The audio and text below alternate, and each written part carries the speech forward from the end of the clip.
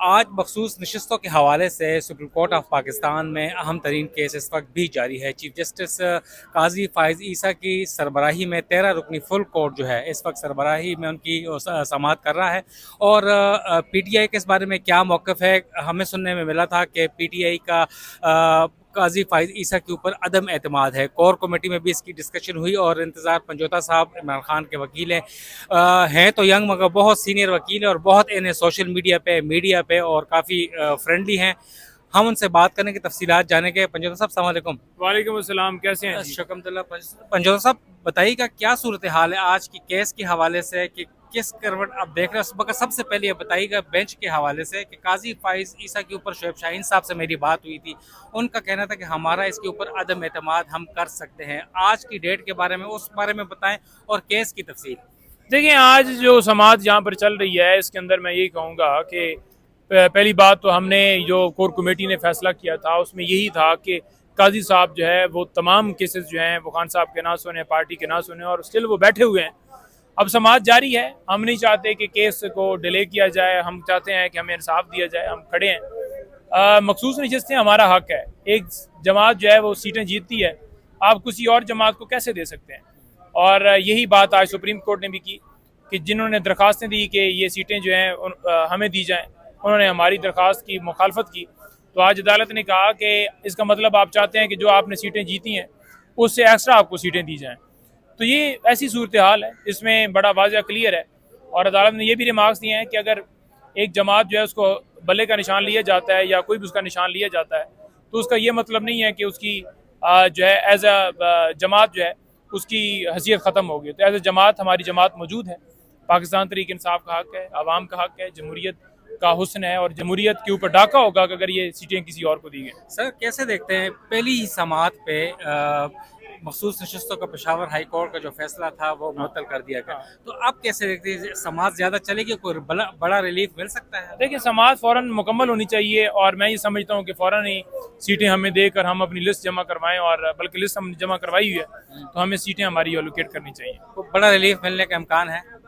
देखिए, बड़ा रिलीफ यही होगा। रिलीफ क्या होगा? इंसाफ होगा कि इंसाफ हम मांगते हैं और इंसाफ के लिए हम यहाँ पर आए खड़े हैं, और हम यही कहते हैं कि सीटें हमारा हक है, हमने जीती हैं।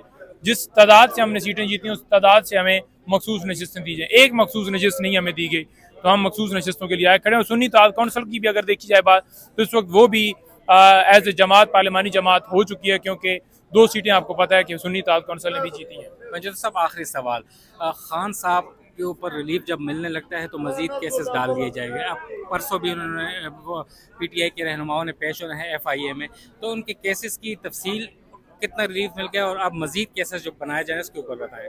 बस चल रहे हैं केसेस, और नए से नए केसेस जो हैं वो बनाए जा रहे हैं। हमने जो नया काबीना ने फैसला किया था उसको भी चैलेंज कर दिया है। बाकी जो इस्लामाबाद हाई कोर्ट के अंदर आज साइफर केस की समाअत है तो हम यही जाकर सदा करेंगे कि आज फैसला दे दिया जाए।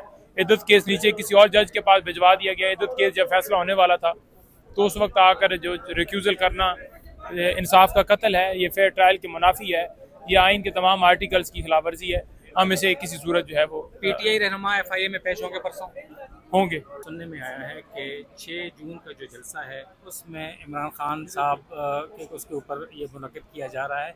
हम उनकी हिदायत पर हमूदुर्रहमान कमीशन रिपोर्ट की तमाम जो डॉक्यूमेंट्री है वो वहीं पे चलाई जाएगी। देखिए, अभी मैं क्योंकि उस वो जो जलसा की अभी जहाँ तैयारी हुई है ना, मैं उससे फ़िलहाल दूर थी। मैं ये रिज़र्व सीट्स के केस की एप्लीकेंट भी हूँ, पटिशनर हूँ, इस पर फोकस कर रही थी। तो मेरा ख्याल है हमूदुर्रहमान कमीशन रिपोर्ट जो है वो हमूदुर्रहमान साहब जो चीफ जस्टिस थे उन्होंने बनाई हुई है। पाकिस्तान में स्टेट के कहने पे उन्होंने ये सारी इन्वेस्टिगेशन की थी।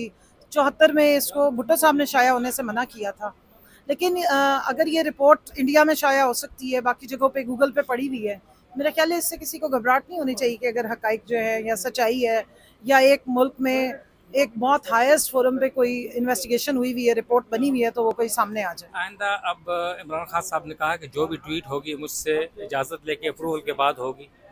देखिए, मुझे इस बारे में इसलिए मालूम नहीं क्योंकि इमरान खान साहब के साथ हर एक का एक्सेस नहीं है, बहुत लिमिटेड एक्सेस है।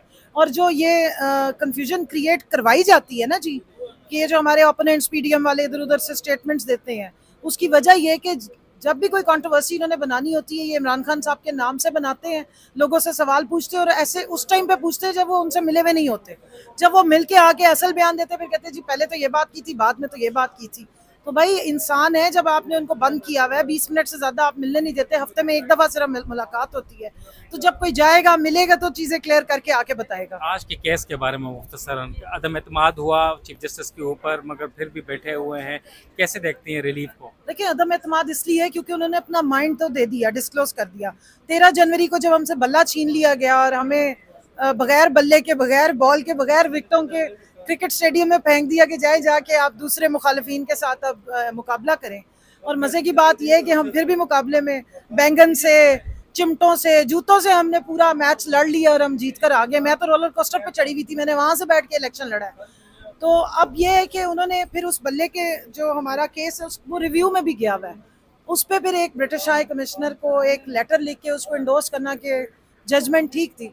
उससे ज़ाहिर है हमें तकलीफ हुई, हम स्टेक होल्डर्स हैं, हमारी ख़वातीन में एक बहुत इस्तराब पाया गया है। लेकिन ये है कि कोर्ट का फिर एहतराम है, बेंच में बैठे हुए हैं तो हम मुदमाना ही गुजारिश कर सकते हैं, हम बैठे हैं वहाँ जाके सुन रहे हैं।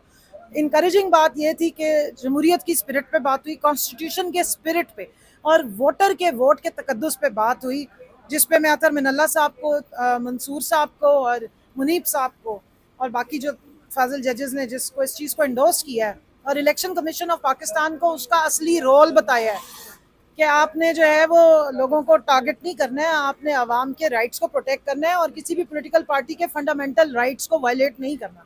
उस पे जो रिमार्क्स आए हैं वो बहुत इनकरेजिंग है, क्योंकि ये केस सिर्फ और सिर्फ रिजर्व सीट्स लेने का नहीं है, ये जमहूरियत की बका की और आने वाले टाइम के लिए लैंडमार्क केस है।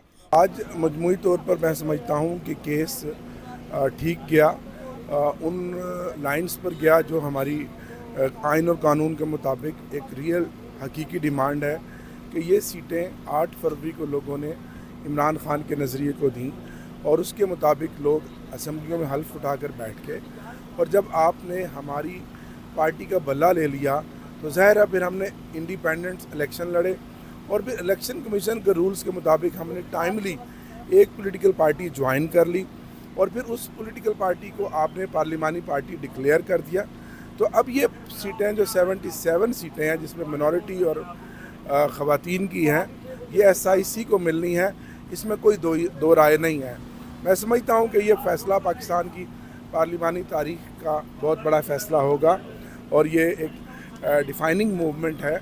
यहाँ सुप्रीम कोर्ट को किसी किस्म की भी जिसको कहते हैं चमक को देखे बगैर फ़ैसला आइन और कानून के मुताबिक देखना चाहिए। और मैं ये समझता हूँ कि सुप्रीम कोर्ट जो है आज, क्योंकि कौम की नज़रें रूल ऑफ लॉ के ऊपर लगी हुई हैं, जमहूरियत की मजबूती के ऊपर लगी हुई हैं, इस मुल्क को कायद आज़म के हकीकी फरमूदात के मुताबिक चलाने पर लगी हुई हैं, तो आज ये फ़ैसला सुप्रीम कोर्ट हक और सच का देगा और ये नशिस्तें सुन्नी इत्तेहाद काउंसिल को वापस मिलेंगे।